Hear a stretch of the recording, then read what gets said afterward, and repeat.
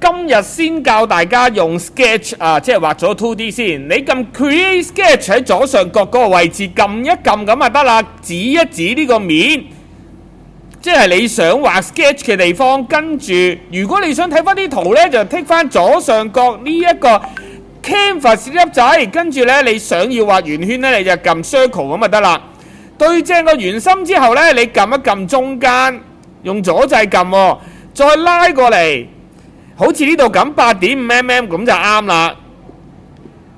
搞掂之後呢，記得撳呢個 tick 好啊，咁就完成啦。係咪好簡單呢？但係如果你想改尺寸咁點算呢？就要撳呢個 Dimension 啦。